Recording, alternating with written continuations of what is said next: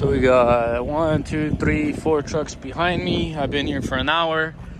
I moved about 3 trucks. There's 1, 2, 3, and probably like 20 trucks down there because the line curves all the way.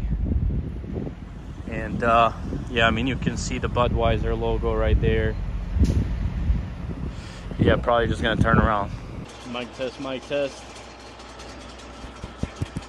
Well, I know the microphone's working.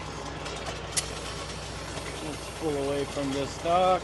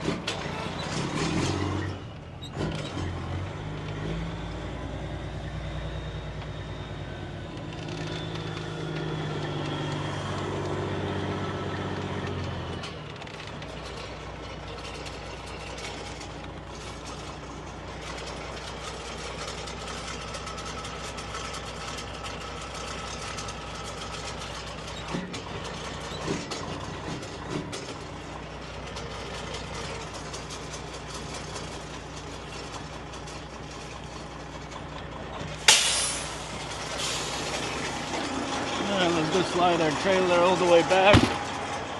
We're gonna be hitting some curves. It's a hilly place I'm in, Brookville, Indiana. And shout out to the guy that works here. They just helped me restack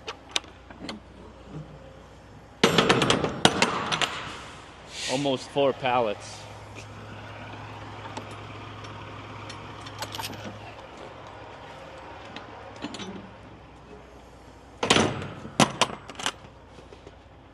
Because if you've ever done a Pepsi or a Coke load, you know those sliding plastic trays they put sodas on. They'll flip even if you're on the freaking interstate, let alone on these curvy roads. And typically, these receivers, they don't want to touch it. Especially if it's like Coke, like a union job. They ain't touching it. But this guy did. So shout out to him. We're about to head on up.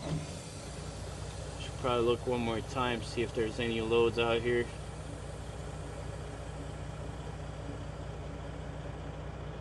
No, just stuff that doesn't make sense.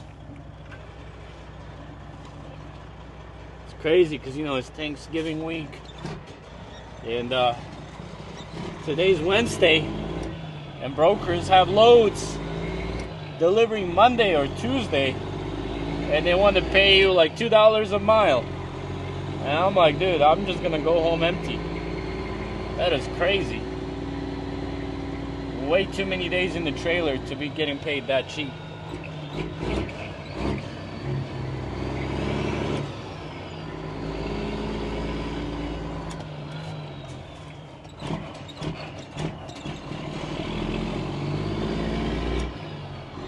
Hopefully I can go this way.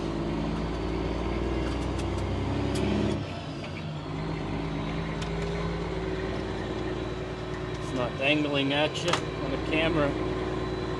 So in the first video I made, I was at a shipper on Sunday, Anheuser, beer load, and it ain't work out, you know.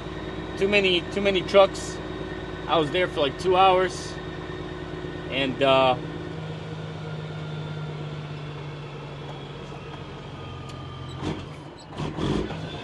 I was like, you know what? Screw that. I'm just gonna go home.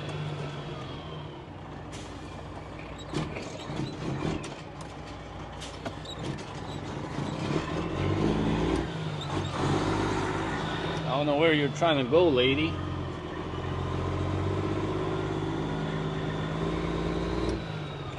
See the small curb. too many trucks, and I was like, screw, I'm just gonna go home. So then Monday, I book a load, and this load says, you know, delivering, I'll be picking up 7 p.m., but the broker's insisting. He's like, you know, they need to load you earlier, blah, blah, blah. Go there at noon. So I go ahead and go there at noon, you know. And shipper's like, hell no. You can check back in at 7. So I call the broker. We renegotiate a rate. And he pays me more money, you know, come back at 7. I'm like, whatever. I'll just go home. I'll come back because I wasn't far from the yard. And I come back at 7. I came back. It was 6:30. And took them about an hour and a half, give me a dog. They gave me a dog. And after they gave me a dog, I was on dock for about 2 hours. And then they called me and they're like, hey, come in the office. I come in the office. They're like, yeah, our system's down. We can't load you. I'm like, man, what the hell you mean you can't load me? They're like, yeah, you gotta come back at 6 a.m.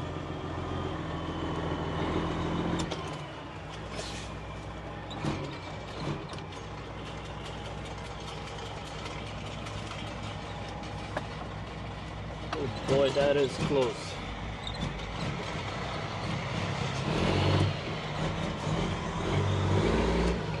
That's close.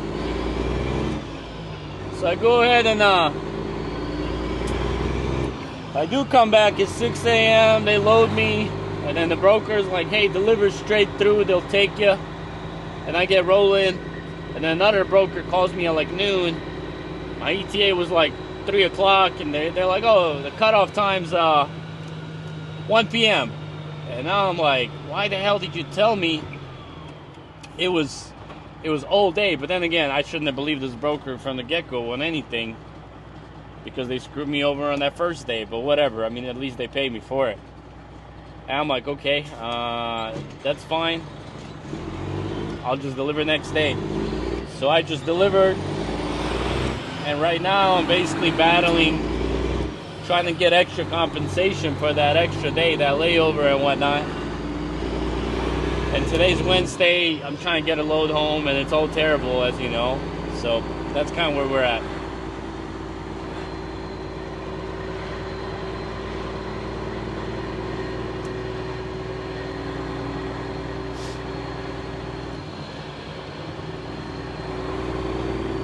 The nice thing is I did get my horns sorted.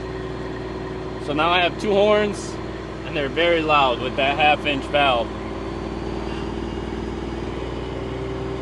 Small town of Brookville. That's a nice house, man. It's probably a generational house.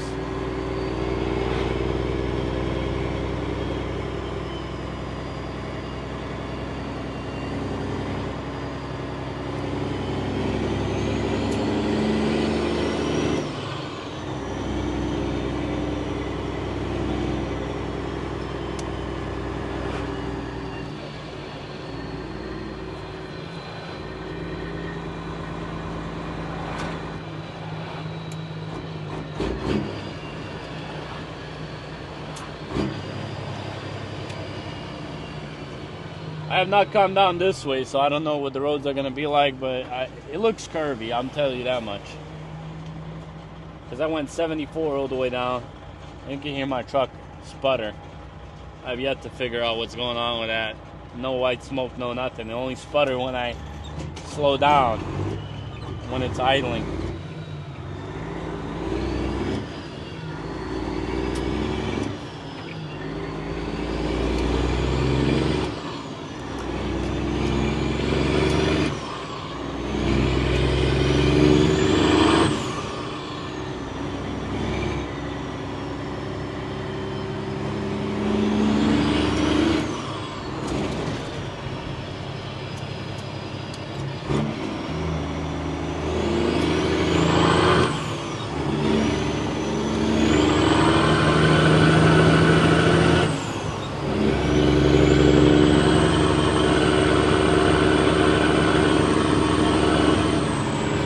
looking bunch of canoes here, and that river looks nice. But I'm glad I didn't come down this way.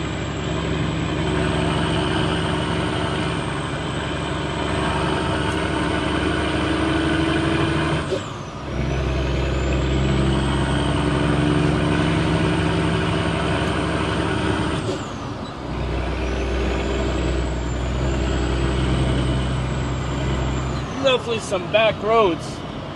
I'm on Route 52 westbound, in case you're wondering, from Brookville, Indiana up towards Indianapolis.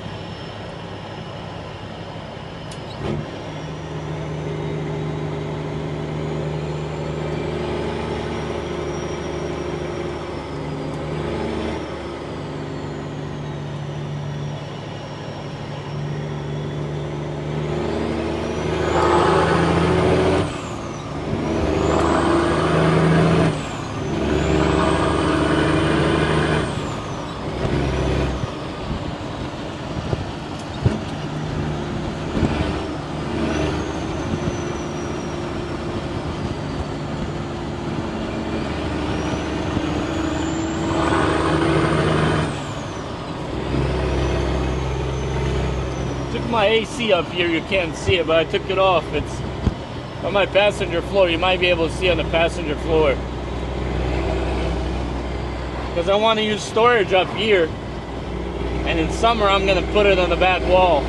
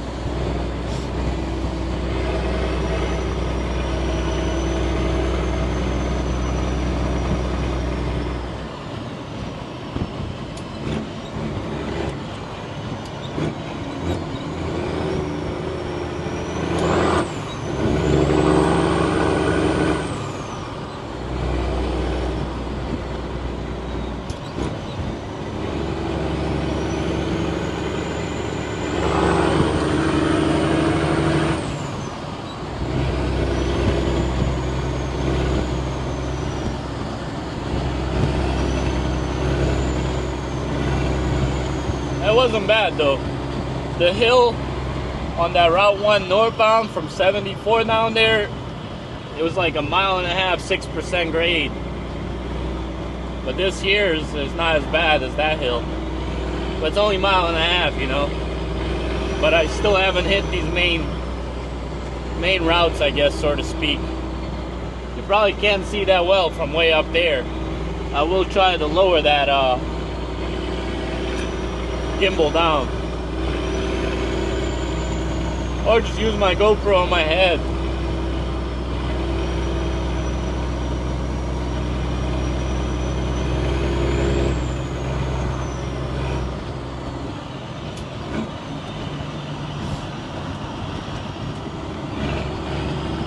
You guys probably can't hear the horn. Maybe you can. I have it wired to my city horn.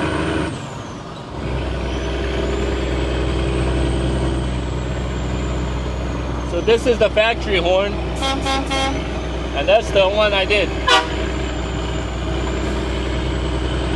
It's definitely loud.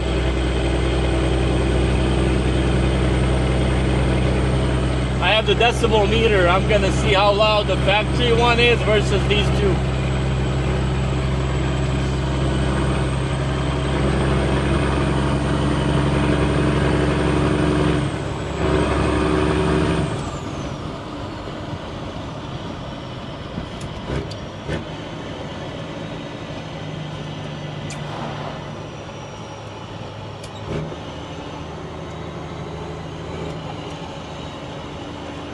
A lot of curves, that's for sure, but they're not sharp. Looks like a nice river to go kayaking on, though. Pretty scenic, you know? I know there's some really nice mountain biking trails somewhere south of Indianapolis. It's a pretty known route, too. Might be somewhere around here, who knows?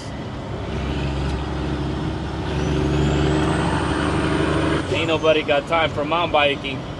I used to have a mountain bike for the longest. I don't even have one anymore, or a road bike. I don't have time for crap. If I'm not trucking, I'm home trying to get stuff done. I'm trying to do roadside. I'm trying to survive, man.